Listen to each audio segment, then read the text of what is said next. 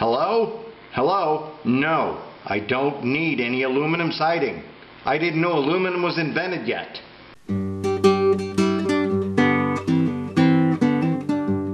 Hey guys, you know what? There's just a whole bunch of stuff out there on YouTube about, preppers and people that are doing things in case everything goes to heck in a handbasket. And, you got to be prepared, right?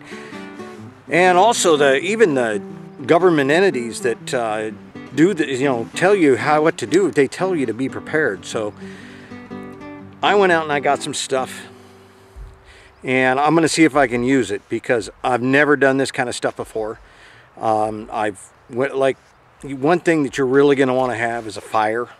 From my limited experience with disasters, like for instance, I went through the Northridge earthquake here a few years ago in Southern California. I wasn't at the heart of it, but I was definitely affected by it. And I noticed that there was just debris everywhere. So in order to start a fire, I figured, well, what kind of debris are you going to find in a disaster? So I went out and I got debris from building materials. I did a roofing job, so I collected some cedar shavings from that. And because if there's like a big earthquake or some kind of a storm or whatever, there's just junk everywhere. So here's what I came up with. All right, here in our area, we have got a lot of trees, like evergreen trees. This is a Douglas fir. This here is from a cedar. All this is just a piece of garbage I found laying around. I raided the recycle bin and got some newspaper out of that because, this is the kind of stuff that's going to be just laying around everywhere. And so I'm gonna put some of that on here. Some newspaper on here, and I've got some cedar kindling that I got from scraps from a roofing project right here. See that it's sort of dry. It's still kind of damp though, but I can put that on once I get the fire going a little. I've got some tar paper here that got all tore up, and I've got my little multi-tool. I spent $7 on this at a Army Navy supply store, and it's got all these little tools and stuff. It's got a fish scaler, which I'm going to use right now and see if this will do the job. And another thing that I bought there was this fire starter, okay? A magnesium fire starter. And I've never used one of these before.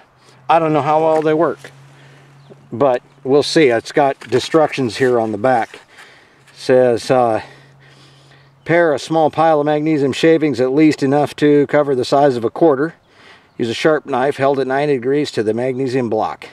Gather tinder, twigs, leaves, paper, etc. in a pile adjoining the magnesium shavings. Hold the fire starter with the sparking insert up at about a 45-degree angle within 1 inch of the shavings. Scrape the length of the starter using the back of the knife, creating sparks which will ignite the magnesium shavings. The magnesium shavings will burn rapidly, but the extreme heat will ignite even damp, not wet, tinder. But be prepared to add additional fuel to building and maintaining an adequate fire. Well, I got plenty of that, so let's see what we can do here. Let's pull this thing out of the package. Okay, number one, you got to be able to get it out of the package. These are the things that are going to be in my survival kit for disaster preparedness. Save the instructions just in case I got to refer to them. Here we go. Here's my magnesium thing here. Let's just put a little pile right here on this paper. Here.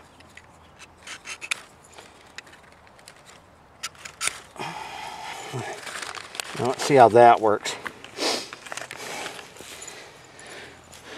Okay, you watching this now? Let's see how this works.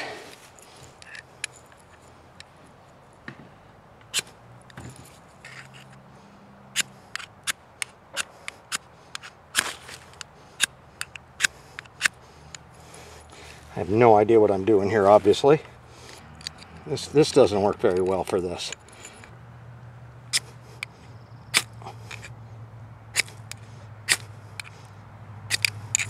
I'm not so sure this is going to work too well. Well, maybe I need a better knife. Let me go get a different knife here. I've got this knife here. It does lock, so let's see what happens with that.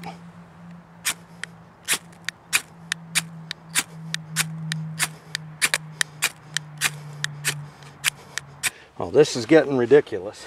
Let's try putting it on a block of wood here. There we go, there we go, there we go. Getting the paper going.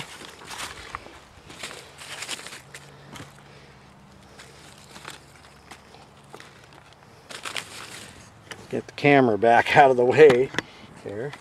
Whoa, it's gonna work. This is all garbage you'd find on a site here, you know, in a disaster. Looks like it works. There you are, using construction debris or storm debris and starting yourself a fire. Now you just need to choose the right firewood so you can cook over it without killing yourself. Try to use stuff without paint on it if you can find it. Try to avoid using tar paper. I mean, it works great for starting it, but you'll have to make sure it's all burnt up before you start cooking anything over it. That's going to be, you know, smoke adding flavor to it. But as you can see, it does work.